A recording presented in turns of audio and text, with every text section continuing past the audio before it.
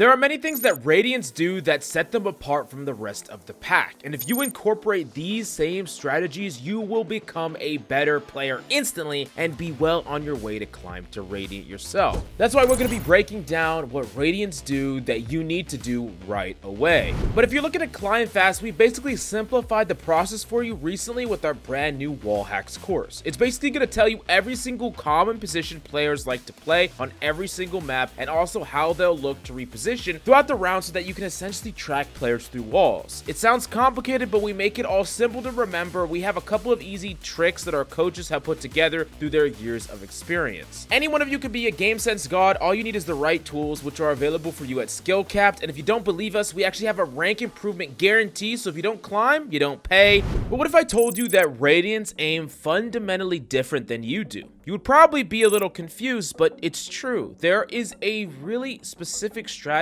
that Radiants will incorporate when challenging angles or taking gun duels that the vast majority of the player base just doesn't do. Oftentimes when you're swinging out, most players will swing through 3 or 4 possible angles that enemies could be, and if there is an enemy there, you'll have to readjust. But a Radiant will deliberately check every possibly held angle. This is called angle isolation, and they're making sure that instead of wide peeking 4 different angles, they're mini peeking 4 separate angles individually. Now, oftentimes this is going to be little steps where you're taking 1 step to the right, challenging 1 tiny angle, then taking another step, challenging another angle, taking another step, challenging another angle. And how this works is that you're imagining there's an enemy at every single one of these angles, and you are perfectly challenging it as if you could see a person through the wall. You know 100% they're there, and if they're not, you move on to the next angle. And this is how you maximize your peeker's advantage and make it less likely that you're gonna have to do long flicks in order to kill someone that is holding an angle, because if you swing the entire area and they were holding that first farthest right angle or farthest left angle, now you're gonna have to stop, flick all the way back, and it's way more difficult for you to do so, and you're giving up a ton of your peeker's advantage.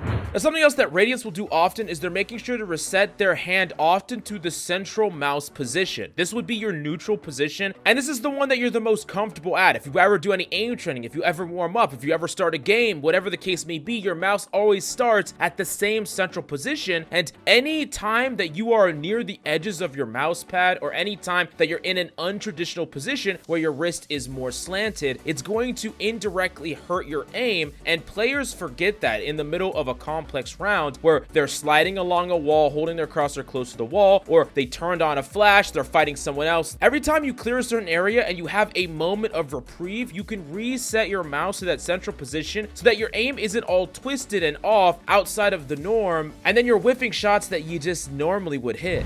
Now, everyone likes to talk about instincts in Valorant, and instincts are good to have, but if you're stuck in a rut not improving, then your instincts are just bad and can often lead you on the wrong path. They actually need to be retrained, but how does that happen? How do you retrain your instincts? There's a cycle that you should go through in your brain every moment before a play. First, you need to think, then after, you need to evaluate. Oftentimes, you'll have a plan going into a play, but then you get lost in the moment, and if that happens, you need to evaluate the pre-fight plan after you died to see why it failed. If you don't know why you did something, you don't know why that didn't work out. And while rarely plays will just fail for one reason or another, most of the time there was some misstep in your either plan or your execution that caused the plan to not work out. Don't just chalk up your death to RNG, and I want to be especially hard on this point if you die to a weapon like a judge or an op, or you die to someone that is on an eco when you're on a buy round. This is because all those things are things that you could actually anticipate based on the economy and make a better plan to play around them, so you just had a terrible plan, and that's most likely the reason that you died. Now, I know that this seems complicated, but it's actually incredibly simple to do this if you do it in these 3 simple steps. Number 1, mentally state information that you know. Where enemies are, what abilities they have, what economy they have. These are things that you could do before the round or before you retake a side or something along those lines, but you're not not actually talking these things out loud. You're thinking about them ahead of time, and then you have a plan based on those things. And it doesn't have to be all of them. It can just be one of those things. Anything is better than not thinking about any information and just running out there blind, which is what most people do. Then number 2, act on the play to the best of your ability. Maybe you know that there's an enemy with an ultimate and they're most likely playing in this certain location, or you hypothesize that they're playing in that location. You need to play with that in mind. Don't back out of your plan. Don't change up your plan. Play as if your hypothesis is correct. This is the thing that you need to do, and it's super important, because otherwise you're half committing to a plan, you're half committing to information, and then it doesn't actually matter if you were right or wrong. And then step 3 typically happens after you die or after you win or whatever the case may be. Evaluate if you followed that play, and then evaluate if you were right or wrong. Those are 2 things that you need to know. Did you actually correctly use the information that was given to you to anticipate what the enemy were doing, where they were holding, how they were going to play? And did you follow that information properly and then you were wrong? Or did you follow that information properly and you were right? Or did you not even follow it? Did you forget it? Did you lose yourself in the moment? These are all important things to do, because only once you can go through the cycle of identifying information, developing a plan, trying to act on that plan, and then evaluating whether or not that plan was right or wrong, that's the only way to retrain your instincts. And I know that every piece of this is difficult to do, right? Knowing and learning information on the fly, that's hard to do. Knowing what to do with that information, that's hard to do. Actually properly acting on a plan and not getting sidetracked when there's all these things that are happening all the time, hard to do. But it's important that you think about things in steps, or else you just lose yourself in the wave of information, the wave of plays, and you never make productive steps to improve your instincts and your moment-to-moment individual play patterns. Now, if I asked you if you knew the Valorant maps, you would probably say yes, maybe outside of Sunset, but most of you would say that you know them fairly well. But why is it that you get flashed, stunned, or multi-flashed, you come out looking at a wall, and most likely just die? A Radiant player could walk the map blindfold, and in short situations where they lose sight, they nearly always end up exactly where they think they are moving, and they are completely ready for the moment that their agency, their character agency, returns to them, and that's why they clutch up in moments after they were blind or after they were stunned. Now, these moments happen a lot, and being able to reposition yourself when you lose some of your senses in game is one of the most vital things imaginable, but many people just can't do this because they don't really know the maps as well as they think they do. Now, you might wonder how they've learned maps to such a degree, and it's a combination of a few really important things. Number 1 is repetitions, and this is something that you just can't escape from. The more you play on a map, the more you'll learn a map. The more you've been to a place, the more you'll know a place. And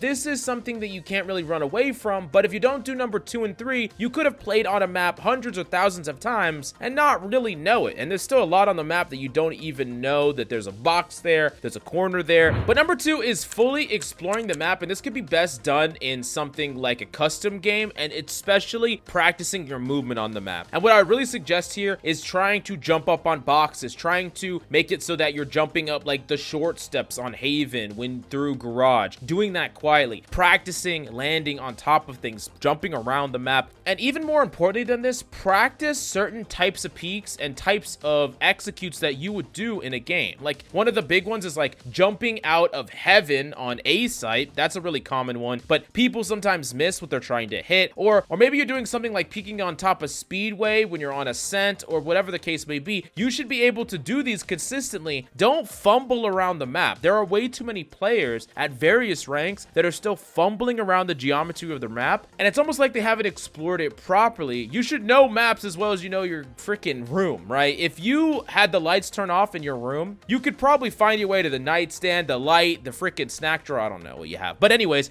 you could figure it out, but you can't do that in game unless you're actually fully exploring the map and learning everything you possibly can. Keep in mind, you should be tying in learning the map and walking around the map and exploring the map with all the angles that that people could possibly be holding that we referenced in the tip number 1, because it's super important to make that connection that when you're peeking angles, when you're looking around certain things, that these are angles that people are going to be holding in, and these are angles that you have to clear because there could be a person just standing there, and it's gonna better connect everything together.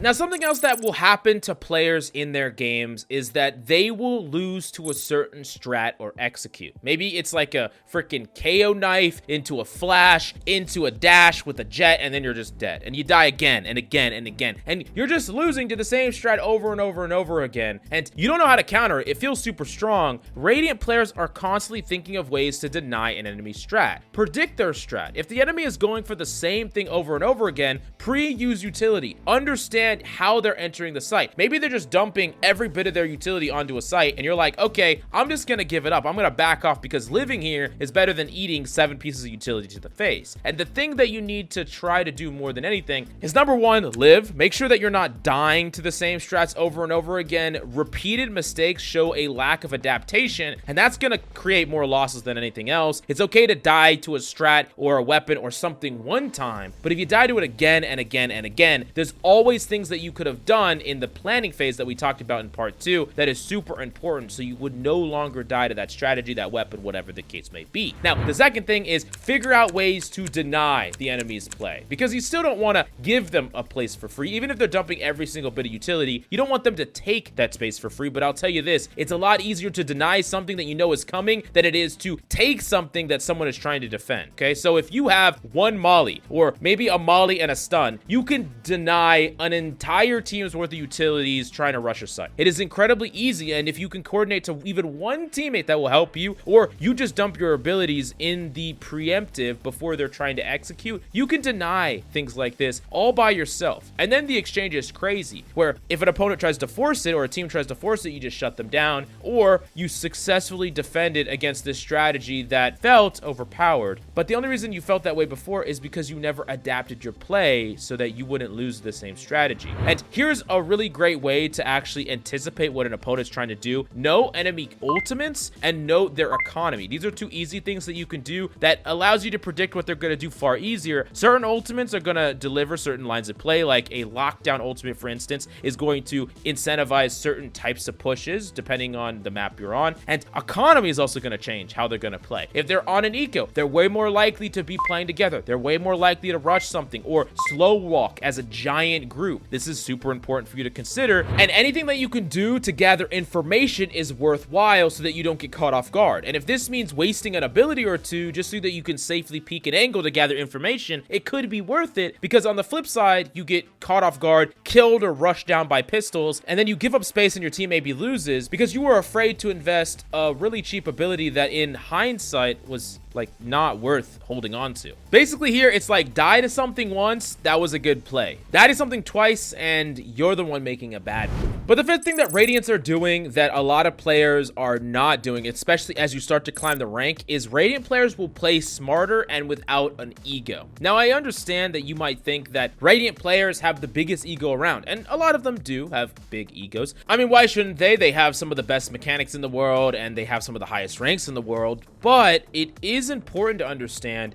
that even though they are confident in themselves, they're still reeling back in that ego and always evaluating a risk versus a reward. And this is one of the big things that oftentimes some high immortal players don't quite have that a Radiant player will have. A Radiant player will ask themselves these questions very quickly, but these are the questions that pop up into their mind. What is the risk of this engagement? If I go for this play, do I have to pop off to make it worth it? Is there some other way I can play this to make this easier on myself? Is there a safer, more fundamental play? And to clarify on that, it's like, can they set something up, use a distraction, or get value with an ability to better set up a play? So even if it is a risky, optimistic play that requires them to pop off in some regard, it's easier on them, so they don't have to pop off as hard to make the play work, or it doesn't rely purely on one axis of their play. Like, it could be a combination of an ability and aim instead of just one or the other. And honestly, I think it really comes down to the fact that a Radiant will associate outplaying someone intellectually, strategically, strategically and mechanically. And oftentimes, as you go lower and lower in rank, people just think, oh, aim good equals outplay, but that's only one axis. And once you get to that level, everyone has good aim. So you're not really gonna just only outplay people with just your aim.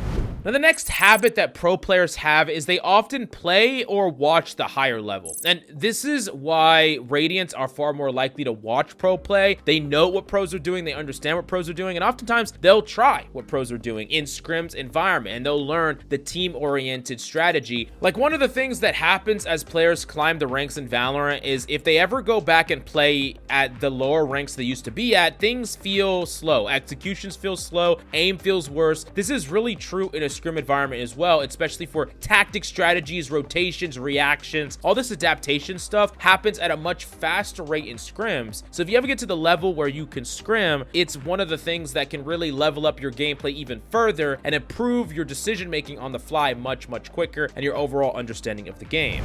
Another thing that's really important is your routine. And this is not the flashiest topic, but it's an important one. Sleep, hydration, mental clarity, and consistency in your grind. These are all things that are really important because you want to play at the best version of yourself. You want to have the fastest reaction time. You want to be able to play at your best. And a lot of this is being able to self-evaluate when you're playing right, wrong, when you're playing well or not, when you are tired, fatigued, worried about something else outside of the game. All these things need to be kept in check so that you can focus and play your best in the times that you're actually grinding. Now, the last and certainly not least thing that Radiants do, and the reason that they are where they're at and many people can't get there, is they take personal accountability for their success. Here's the thing, no matter what happens to you, whether it's ping, whether it's smurfs, whether it's unfairness and balance, whether it's a bug, no one is gonna feel bad for you. No one is gonna feel bad for you. I'm sorry, but this is the hard truth. And you need to understand that there are a million excuses you could make on your route to become a Radiant, but the only people that have made it to Radiant are the people that have not let that stop them. They have adopted a competitive mindset where deep down, they don't care what is broken, what is working. They will succeed regardless of the meta, of the game state, of whatever the case may be. They will succeed. They don't care if there's smurfs. They don't care if there's cheaters. They don't care if they went through a day where a whole bunch of games were lost because it wasn't their fault. They played their heart out, played really well, and they had some AFK teammates. Well, you know what? They're going to go again the next day, and they're just going to play again. They're going to play even better. They're going to grind. Because if you let this stuff build up and get to you, you're going to walk away far before you ever become a Radiant. And even though there are Radiants that are very vocal with all of these problems and unfairness and things like that, they still grind day after day. They haven't given up. They haven't quit. And they are ultimately taking accountability for their own successes. And that's the only reason they ever get to the rank that they desperately wanted from the very beginning. Anyways, I really hope you enjoyed the video. Definitely let me know if you have any questions down below. Thank you so much for coming by, and we'll see you next time.